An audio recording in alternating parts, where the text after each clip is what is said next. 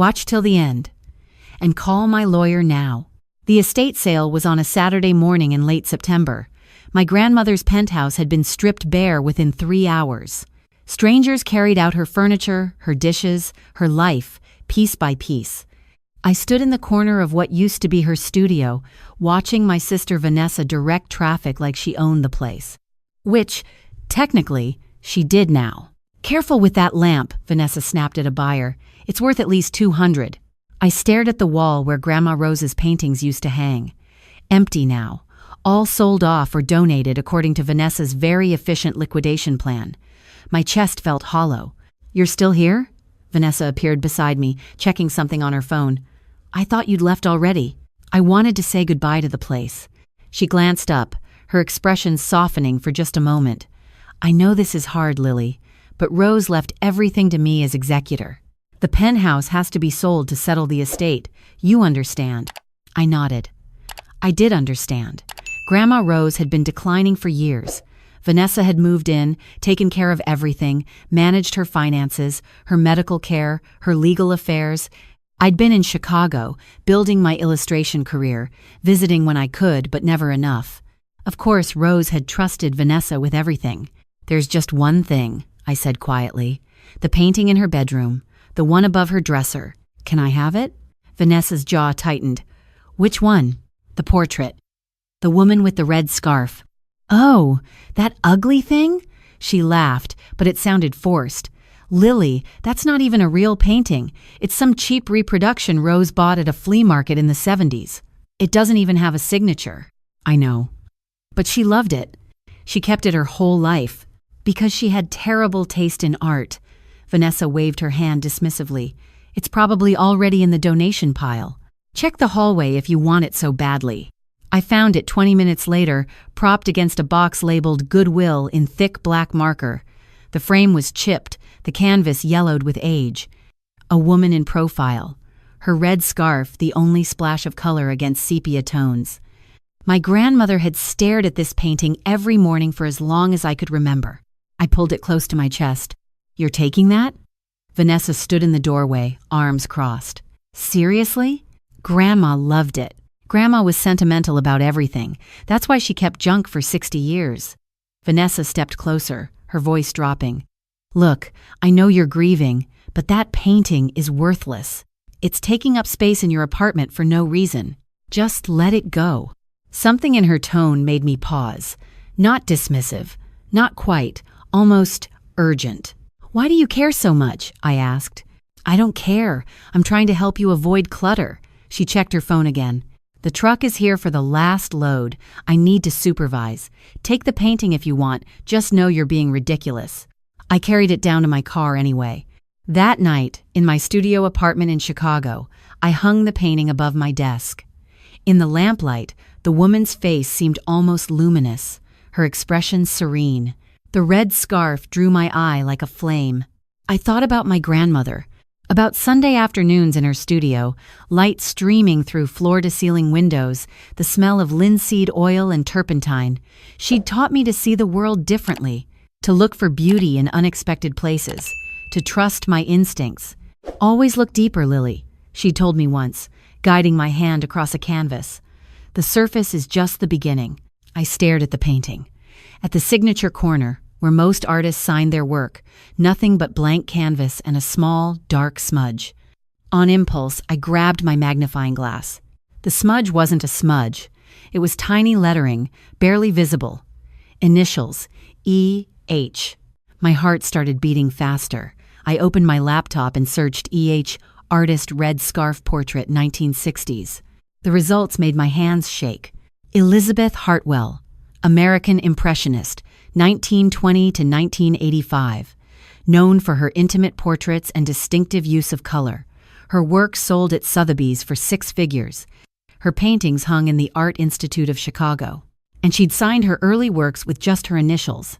I zoomed in on images of verified Hartwell paintings, the brushwork, the color palette, the composition. My chest felt tight. This wasn't a reproduction. I looked at the back of the canvas. A small inscription in pencil. "For Rose who sees, 1,967. My grandmother had known Elisabeth Hartwell. This was an original Elisabeth Hartwell worth potentially millions that my sister had tried to throw away. Or had she? I thought about Vanessa's reaction, her insistence that the painting was worthless, her urgency that I leave it behind. My mind raced through the past 6 months. Vanessa moving in with Grandma Rose, Vanessa handling all the finances, Vanessa becoming executor of the estate, Vanessa selling everything within 3 weeks of Rose's death. I pulled up the estate documents my grandmother's lawyer had emailed me. Everything to Vanessa, it said. The penthouse, the accounts, the personal effects. But there was a separate clause I'd barely registered before. All artwork of significant value to be appraised and proceeds split equally between Vanessa Hayes and Lily Chen. My grandmother had known. She'd protected the art specifically. If Vanessa had this painting appraised as an original Hartwell, she'd have to split the proceeds with me. But if she could convince me it was worthless, if she could throw it away or donate it and claim it was nothing, I pulled out my phone and called the lawyer, Marcus Weinstein. Miss Chen, it's nearly midnight. Did my grandmother have any other paintings appraised before she died? A pause. Why do you ask? Please, just tell me. I heard papers rustling. Yes, actually. She contacted us 6 months ago about getting several pieces evaluated. She was very specific about wanting documentation for estate purposes. Did she mention an Elisabeth Hartwell? Longer pause. How did you know that? My blood ran cold. What happened to the appraisal? Your sister picked up all the documentation 3 months ago, said she'd handle the liquidation through the proper channels. His voice sharpened. Miss Chen, are you saying she didn't? I hung up and called my sister. It's midnight, Lily. Where's the Hartwell appraisal? Silence. Then, I don't know what you're talking about. Grandma Rose had the painting evaluated. You picked up the documentation. Where is it? You're being paranoid. Am I? Because I'm looking at an original Elisabeth Hartwell right now. The one you told me was worthless. The one you tried to throw away. I heard her breathing change. That painting is mine. Rose left everything to me. Not the artwork. The will specifically says artwork of significant value gets split. You knew that. You've known for months. You can't prove anything. I have the painting. I have the will. I have the lawyer who says you picked up appraisal documents and never disclosed them. What else do I need? Vanessa's voice went cold. You have no idea what you're talking about. Grandma Rose was declining for years. She was confused. If she had that painting appraised, it was because she was delusional. It's not real. It's not worth anything. Then you won't mind if I get it appraised myself. Lily, don't do this. You're making a mistake. You're going to embarrass yourself. Why are you so desperate for me not to? She hung up. I called Marcus back. I need a referral for an art appraiser, someone who specializes in mid-century American Impressionism, and I need it tonight. He gave me a name. Dr. Jennifer Oakes, Curator Emeritus at the Art Institute. She's the best in the Midwest, but Miss Chen, if what you're suggesting is true, if your sister deliberately concealed valuable assets from the estate, I know, that's fraud. That's also a felony. I stared at the painting, at the woman with the red scarf, serene and knowing, like she'd been waiting all these years for someone to really see her. Set up the appointment, I said, and call the police. Dr. Oakes arrived at my apartment on Monday morning with 2 assistants and enough equipment to rival a crime scene investigation. She was 70, sharp-eyed, with silver hair pulled back in a neat bun. Show me, she said. I led her to the painting. She stood in front of it for a long moment, perfectly still. Then she pulled out a jeweler's loupe and examined the signature. Where did you get this? My grandmother's estate. When did she acquire it? 1,967, according to the inscription. Dr. Oakes moved to the back of the canvas, studying every inch. Your grandmother knew Elisabeth Hartwell? I think so. I found some letters in her storage unit. They were friends in the 60s. She gestured to her assistants. I need UV light, X-ray fluorescence, and pigment analysis. Full documentation. Is it real? Dr. Oakes looked at me over her glasses. Miss Chen, if this painting is what I think it is, it's not just real. It's one of Hartwell's missing works. Portrait of a Revolutionary was painted in 1967 and given to a private collector. It's been lost for 58 years. The last estimated value was $2.4 million. Today, she turned back to the painting. I'd say $8 million, possibly more at auction. My knees felt weak. $8 million. The brushwork is unmistakable. The composition matches her documented style from that period, but we'll need to authenticate properly before we can confirm. She glanced at me. You said there was an estate issue? My sister is the executor. She had this painting appraised 6 months ago and never disclosed it. She tried to throw it away. Dr. Oakes's expression hardened. Then you need more than an appraiser, Miss Chen. You need a lawyer. And yes, the police. The next 3 weeks were a blur. Marcus filed an emergency injunction to freeze all estate assets. Dr. Oakes completed the authentication. It was real. It was worth $2 million. And my grandmother had documentation of its provenance dating back to 1967. The police launched an investigation into estate fraud. And then they found the rest of it. Vanessa hadn't just hidden the Hartwell painting. She'd liquidated 3 other valuable pieces, a Diebenkorn sketch, a Motherwell print, a Frankenthaler gouache, and pocketed the proceeds through a Shell LLC. Nearly $4 million total, moved offshore to an account in the Cayman Islands. She'd also forged documents transferring ownership of my grandmother's investment portfolio to herself, draining another $2.1 million. All told, Vanessa had stolen over $6 million from Grandma Rose's estate while serving as her trusted executor and caregiver. The trial was in February. I sat in the gallery, hands folded, watching my sister in her expensive suit and her lawyer's carefully coached expressions of remorse.